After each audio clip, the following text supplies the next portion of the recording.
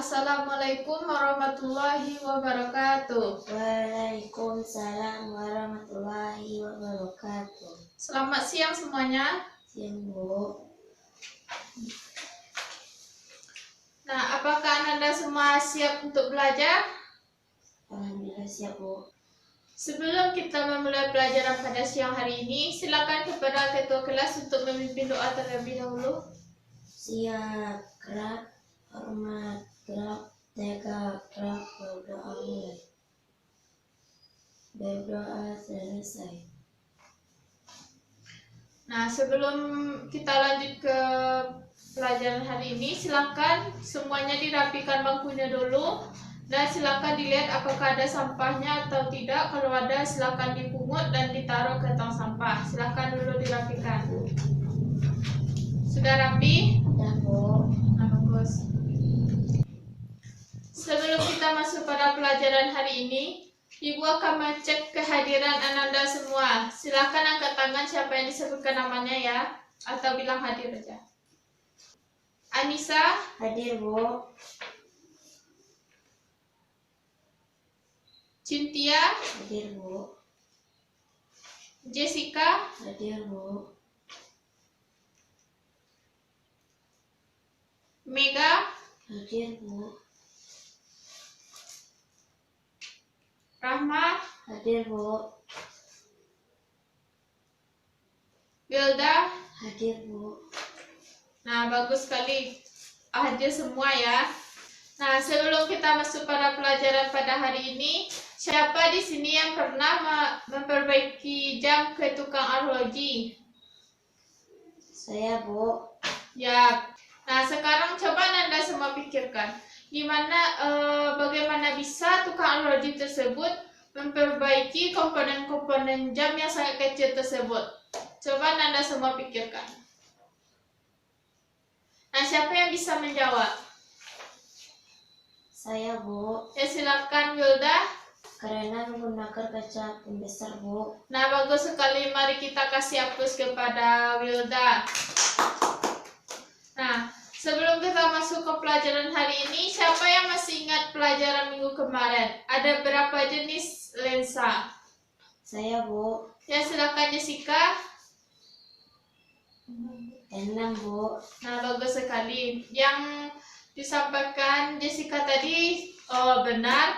Lensa tersebut ada 6 macam. Namun di sini yang secara garis besarnya itu ada lensa cembung dan lensa cekung.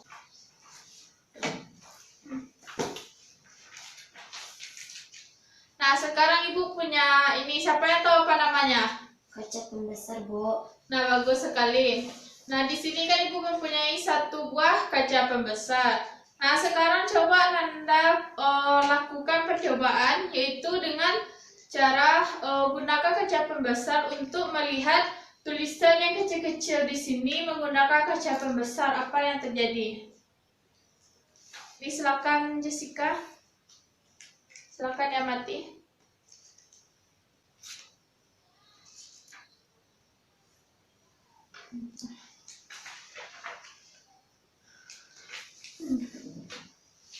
Nah, bagaimana Jessica? Bagaimana tulisan yang tampak pada kaca pembesar? Pembesar, Bu. Nah, bagus sekali. Mari kita kasih aplaus kepada Jessica.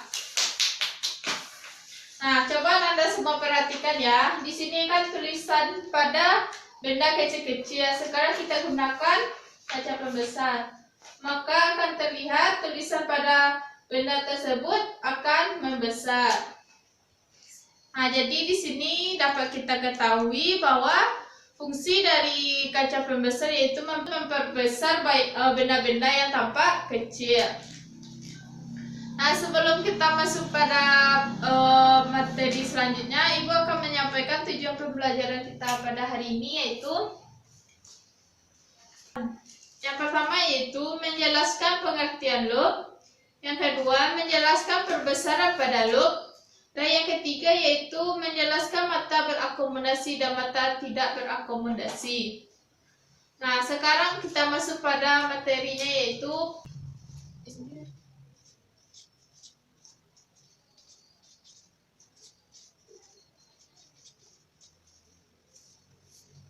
Nah, sebelum Ibu jelaskan, siapa yang tahu pengertian dari loop?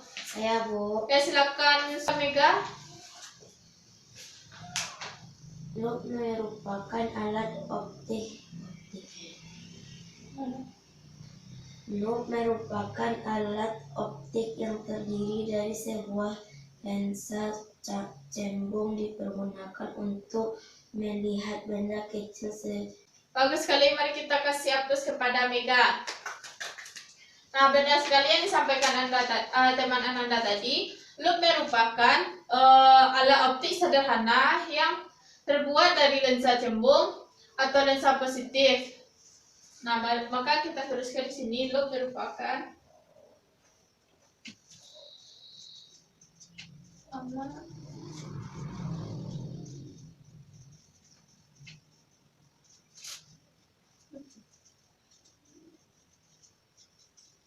lensa cembung atau positif. Lensa positif yang berfungsi untuk memperbesar bayangan.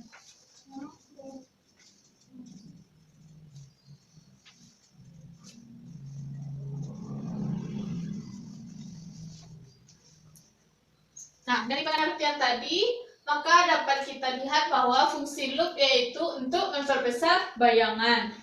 Nah, dari percobaan yang telah kita lakukan tadi menggunakan loop, sekarang kita dapat mengetahui bahwa sifat bayangan pada loop yaitu, siapa yang tahu? Saya, Bu.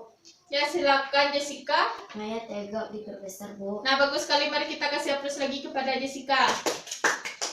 Nah, sifat bayangan pada loop yaitu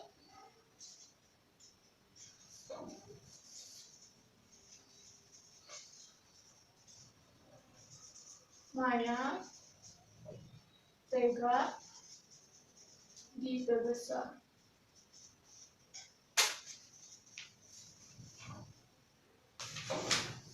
Nah, sampai di sini apakah Anda semua sudah paham? Paham, Bu. Nah, mari kita lanjut ke selanjutnya itu. Untuk cara pengamatan dalam loop dapat kita dengarkan penjelasan berikut ini. Silakan Anda semua dengarkan dan perhatikan dengan baik-baik. Dalam pengamatan menggunakan loop, yaitu yang pertama adalah pengamatan dengan mata berakomodasi. Perhatikan gambar berikut ini. Di sini adalah pembentukan bayangan yang terjadi pada loop ketika mata berakomodasi, yaitu benda terletak pada ruang satu. Benda ini diletakkan pada ruang satu, yaitu antara titik pusat lensa dan titik fokusnya. Untuk pembentukan bayangan maka harus ada dua sinar istimewa minimal ya. Yang pertama, sinar datang sejajar sumbu utama akan dibiaskan melalui fokus. Yang kedua, sinar datang melalui pusat kelengkungan lensa akan diteruskan. Nah, di sini karena tidak terjadi perpotongan maka diperpanjang untuk yang sinar istimewa pertama dengan sinar istimewa kedua, sehingga hasil dari perpanjangan sinar bias yang pertama dengan yang kedua akan membentuk suatu bayangan.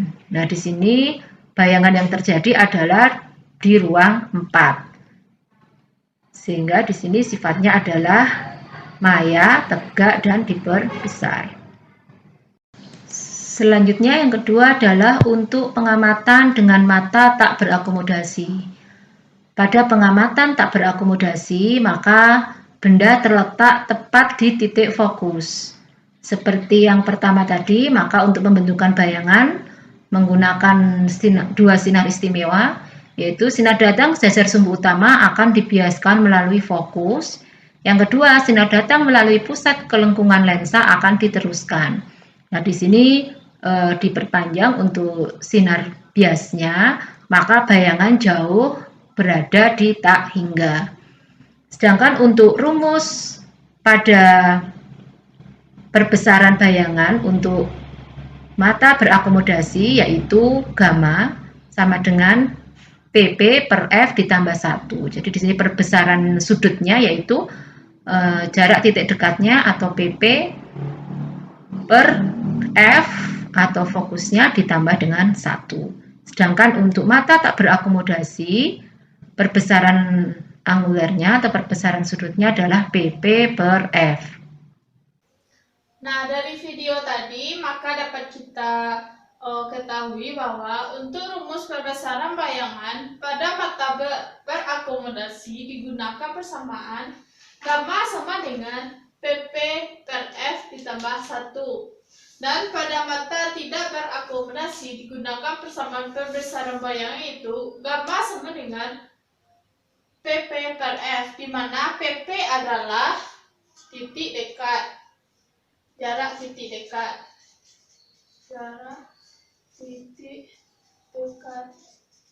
biasanya berkisar antara 25 sampai 30, dan F adalah titik fokus.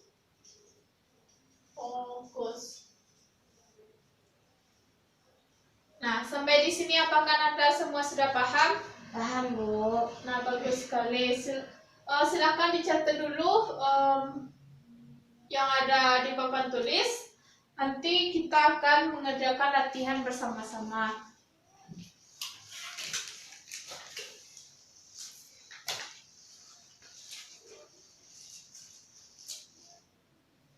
Nah, sambil Anda semua mencatat, di sini Bu mau menjelaskan yaitu bagian-bagian pada loop, yaitu di sini ada tangkai loop, bingkai pada loop atau kaca pembesarnya, lalu ada lensa cembung. Nah, di sini fungsi dari tangkai loop yaitu untuk memegang, untuk dipegang oleh pengamat, atau sebagai tempat pegangan. Dan bingkai pada kepala loop yaitu digunakan untuk bingkaian untuk lensa. Nah, sedangkan lensa cembung sini yaitu digunakan untuk melihat benda yang kecil. Nah, sampai di sini apakah Anda semua sudah paham? Paham, Bu. Ya, silakan dilanjutkan mencatatnya lagi. Apakah Anda semua sudah selesai? Udah, Bu. Nah, kalau sudah selesai, mari kita kerjakan latihan bersama-sama. Nah, silakan dicatat soalnya ya. Di mana seorang tukang arloji mempunyai titik dekat 50 cm menggunakan loop dengan mata berakomodasi. Tukang arloji memperoleh perbesaran 5 kali. Hitunglah berapakah kekuatan loop tersebut. Yang kedua, berapakah perbesaran sudutnya jika mata tak berakomodasi. Silakan dikerjakan dulu. Nanti siapa yang sudah selesai, silakan diperlihatkan jawabannya nanti ke Ibu. Nanti akan Ibu bahas bersama di depan. Akan kerjakan dulu. Nah, untuk cek jawaban teman-teman Anda tadi, di sini kita bikin dulu diketnya. PP-nya tadi atau jarak dekat mata itu 50 cm dan perbesaran bayangannya 5 kali. Maka kita gunakan di sini pada mata berakomodasi, berarti gamma sama dengan PP per F ditambah 1. Berarti di sini 5. PP-nya berapa? 50 per F ditambah 1. Satunya kita pindah ruaskan, 5 dikurang 1 sama dengan 50 per F. Berarti F sama dengan 12,5 cm. Nah, sekarang kita cari berapakah kekuatan loop. Berarti P sama dengan 100, yaitu di sini 1 cm, yaitu dibagi F sama dengan PP 100 dibagi 12,5, berarti dapat 8 dimetri. Nah, ini untuk yang A, kekuatan pada loop. Untuk yang B-nya itu pada berapa perbesaran sudutnya jika mata tidak berakomodasi. Berarti kita gunakan gamma sama dengan PP per F. Dimana PP-nya berapa tadi? 50 dibagi F 12,5, berarti didapat 4 kali. Nah, sampai di sini apakah Anda semua sudah paham? Paham, Bu. Bagus sekali. Silakan disamakan jawabannya ya. Baik, Bu. Karena waktu kita sudah mau habis, sekarang kita untuk menyimpulkan pelajaran pada hari ini, Ibu akan memberikan tes tanya jawab untuk menyimpulkan. Silakan Anda semua angkat tangan siapa yang tahu jawabannya ya. Nah, di sini siapa yang tahu pengertian dari loop? Saya, Bu. Ya, silakan Anissa. Loop merupakan alat optik yang terdiri dari sebuah lensa cembung dipergunakan untuk melihat benda kecil supaya tempat lebih jelas atau lebih besar dari ukuran sebenarnya. Nah, bagus sekali. Berarti Anissa dapatkan nilai poin tambahan. Nah, sekarang coba sebutkan sifat bayangan pada loop. Siapa? Saya, Bu. Ya, silakan Cynthia. Ayat tengok diperbesar, Bu. Bagus sekali Cynthia juga. Karena waktu kita sudah habis, sekarang Ibu kasih tugas, silakan dikerjakan di rumah, yaitu pada buku halaman buku LKS ya. Halaman 25, yaitu soal nomor 1, 3, 5. Silakan dikerjakan di rumah, dan untuk minggu depan silakan dipelajari materi selanjutnya, yaitu tentang mikroskop. Apakah Anda semua sudah paham? Paham, Bu. Karena waktu kita sudah habis, silakan ketua kelas untuk ditutup pelajarannya pada hari ini. Siap. Gerak. Hormat. Gerak. Tegak. Gerak. Bersyukur. Mulai. Alhamdulillahirabbil alamin. Assalamualaikum warahmatullahi wabarakatuh.